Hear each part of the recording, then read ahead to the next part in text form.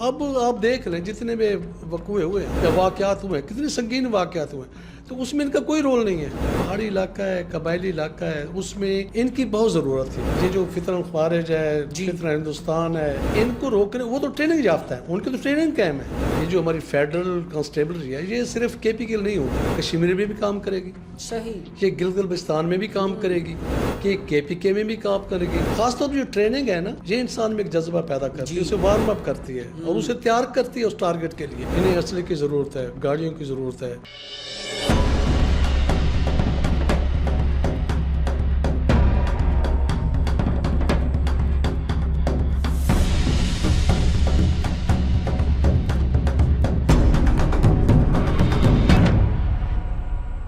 नाज़रीन, वफाकी constabulary ordinance, इसको लेकर सोशल मीडिया पर कुछ लोग तनाज़ा बातें कर रहे हैं और गलत फहमियों का शिकार हैं कि जो वफाकी कांस्टेबलरी ऑर्डिनेंस के तहत जो फ्रंटियर कांस्टेबलरी, जिसको FC के नाम से जाना जाता है, जो कि पहले सूबाई तौर पर काम कर रही थी, फ्रंटियर कांस्टेबलरी से फेडरल कांस्टेबलरी में उसको कन्वर्ट कर दिया गया है। और इससे जुड़े बहुत सारी गलत फहमियाँ जो हैं वो भी सोशल मीडिया पर पनप रही हैं, जबकि इसके बरक्स इसकी असल हकाइक क्या है, कौन से मसाइल इसको दरपेश रहे और अब इस ऑर्डिनेंस के पास होने के बाद अब इसमें क्या कुछ मजीद नई तब्दीलियां आएंगी और किस तरीके से ये मुकम्मल तौर पर फहाल हो पाएगा। जहां पर दहशतगर्दी का काफ़ी सामना करना पड़ता है, वहां पर ये सिक्योरिटी फराहम करने वाला इदारा किस तरीके से इन तमाम तर मामलात को काउंटर करेगा और इसकी हकाइक क्या है, इस पर बात करने के लिए आज के पॉडकास्ट में हमने मदऊ किया है तजियाकार हैं ज़िया अख्तर साहब। Sir, thank you so much कि आपने अपना कीमती वक्त दिया इस अहम मौजू पर गुफ्तगू करने के लिए। ये जो फ्रंटियर कांस्टेबलरी है, ये जैसे इसे फ्रंटियर कहते हैं, तो ये काम ही बॉर्डर पे करती थी। और ये फ्रंटियर इलाका यानी कि KP की, जब हमारा सूबा KP के नाम है, उसके लिए, फाटा के लिए, तो उस वक़्त भी इन इलाकों को एक आज़ाद हैसियत हासिल थी। ये सारा कुछ कबायली इलाका था, सरदारी निज़ाम था, तो हर सरदार एक किस्म का अपने इलाकों की एक रियासत समझता था, उसने अपने अपने कानून नाफिज किए हुए थे। और इसको स्पेशल तौर पर इस इलाके के लिए KPK जी, फाटा और जो दूसरे अफगानिस्तान बॉर्डर है, इसके लिए इसको बना। और इसका काम भी यही था कि क्राइम, जराइम पेशा जो लोग हैं, जो क्राइम करते हैं, उनको कंट्रोल करना, मुंशियात की स्मगलिंग को रोकना और अमन अमान कायम करना। अगर कहीं सरदारों में या कबाइल में कुछ झगड़ा होता था तो वो इसमें मुलव्वस होती थी, उनको ख़त्म करने की कोशिश करती थी। तो ये आज से नहीं है, ये 1913 से ये कायम है और इसने अपना काम बड़ी अच्छी खूबसूरती से निभाया। तो उसके बाद फिर 1915 में इसमें तरमीम की गई, इसको फिर मजीद इससे बेहतर बनाया गया। बेहतर बनाने के बाद इससे काम लिया गया, लेकिन अब आके कुछ गवर्नमेंट ने, प्रोविंशियल गवर्नमेंट ने इससे वो काम, KP की जो गवर्नमेंट है, इससे वो काम लेना छोड़ दिया, जो ना सिर्फ दहशतगर्दी बल्कि दीगर जो है सूबाई मसाइल का भी शिकार है, उसका भी शिकार है, उसमें भी नहीं। अब वो कानून या जिस मकसद के लिए, जिस एम के लिए इस फोर्स को ब्रिटिश गवर्नमेंट ने बनाया, कैम किया और उनसे काम लिया, उसके बाद दीगर पाकिस्तान बनने के बाद भी ये बहुत अच्छा काम करती रही। लेकिन अब आके उनसे वो काम नहीं लिया गया, उनको असली की सप्लाई नहीं की गई, उनको मराहत नहीं दी गई। उनके एक ढांचा तो था, एक कमज़ोर ढांचा। अब आप देख लें जितने भी वक़ूए हुए हैं या वाक़यात हुए हैं, कितने संगीन वाक़यात हुए हैं, तो उसमें इनका कोई रोल नहीं है। ज़िया साहब, मेरा ये सवाल है कि जिस तरीके से ये बरतानिया के दौरे हुकूमत में 1913 में शुरू हुई, फिर बहुत सारे अहम काम भी लिए गए, चाहे वो दहशतगर्दी का मामला हो सन 2001 से लेकर सन 2020 तक में, तब भी इसने अपना एक फ़ाल किरदार अदा किया। जो अफ़गानियों की स्मगलिंग थी और अफ़गानियों का आना था, उनको भी बड़े तरीके से काउंटर किया गया। तो जब एक अरसे तक ये सिक्योरिटी फराहम करने वाला इदारा फ़ाल अंदाज में काम करता रहा, लेकिन क्या वजूहात ऐसी आईं, क्या वो रीजंस बनी जिसकी वजह से ये एक सिक्योरिटी फराहम करने वाला इदारा मसाइल की माजगा बन गया? देखिए, इसमें जो सूबाई गवर्नमेंट है, प्रोविंशियल गवर्नमेंट, उनकी दिलचस्पी खत्म हो, उन्होंने इनको नजरअंदाज करना शुरू कर दिया। इन्हें असले की जरूरत है, गाड़ियों की जरूरत है, क्विक सर्विस की जरूरत है, इनकी मरायत की जरूरत है, इनको ट्रेनिंग की जरूरत थी। तो इन सब चीजों को इग्नोर किया गया, जिससे ये कमजोर पड़ गए और इन्हें कमजोर किया गया। इनको ये नहीं, इनको ये अपनी कोई एक तरीका वारदात है, पहाड़ी इलाका है, कबायली इलाका है, उसमें ان کی بہت ضرورت تھی.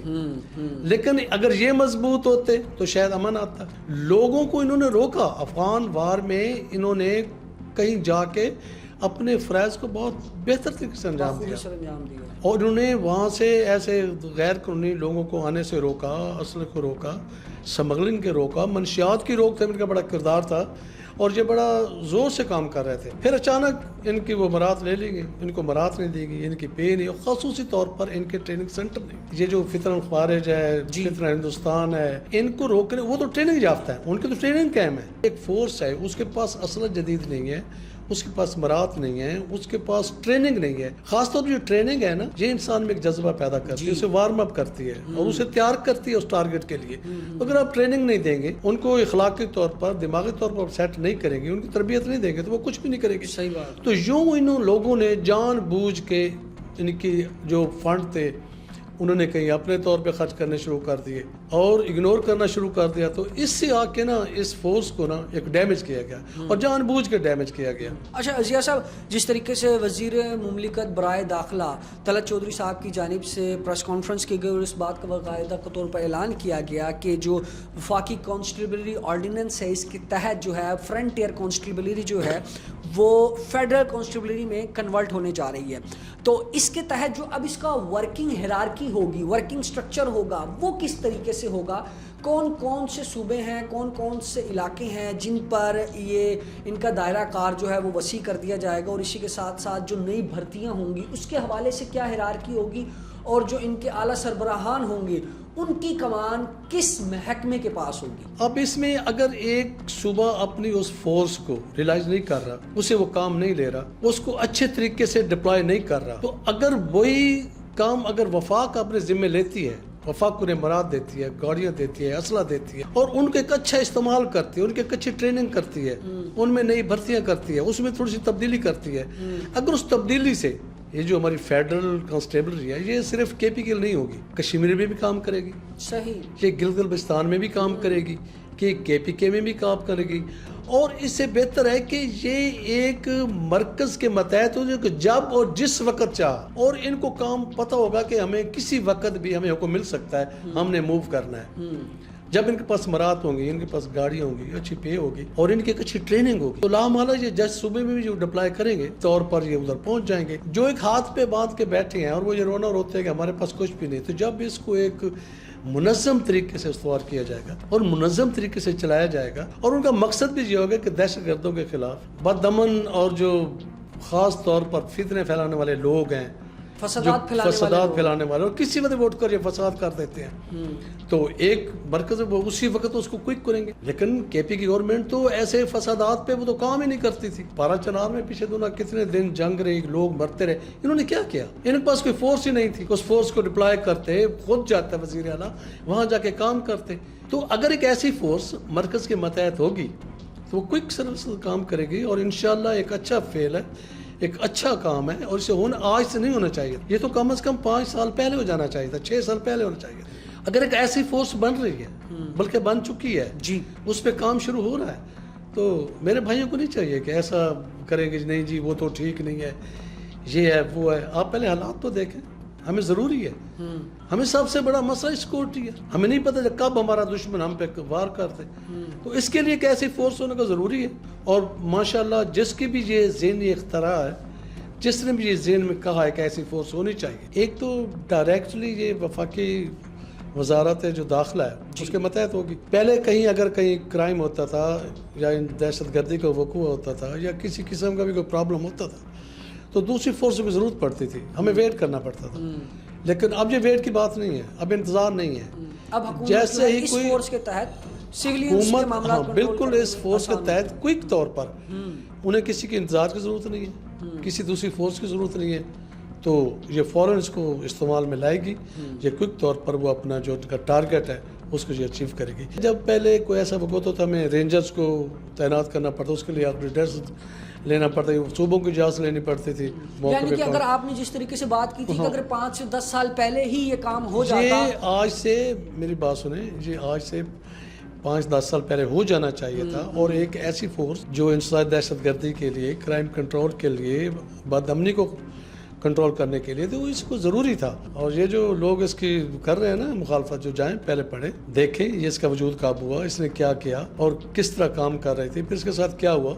तो अब अगर ये काम हो रहा है तो फिर ये अच्छी बात नहीं है। फ्रंटियर कांस्टेबली का फेडरल कांस्टेबली में बदलना हुकूमत वक्त की जानिब से एक अच्छा इकदाम है, जबकि दूसरी जानिब तमाम तर वो शरपसंद अनासिर जिनकी आंखों में पाकिस्तान की तरक्की हमेशा से खटकती आई है, वो अब भी इस पर बातें बना रहे हैं। इस प्रोग्राम में दिए गए तज्जियों से ये चीज़ वाजिया हो जाती है कि अब ये जो सिक्योरिटी फराहम करने वाला इदारा है, ये ना सिर्फ KPK बल्कि अब पूरे पाकिस्तान में सिक्योरिटी के फ़राइज़ पर मामूर होगा, अमन व अमान की सूरत हाल को बेहतर बनाने में अपना अहम किरदार अदा करेगा।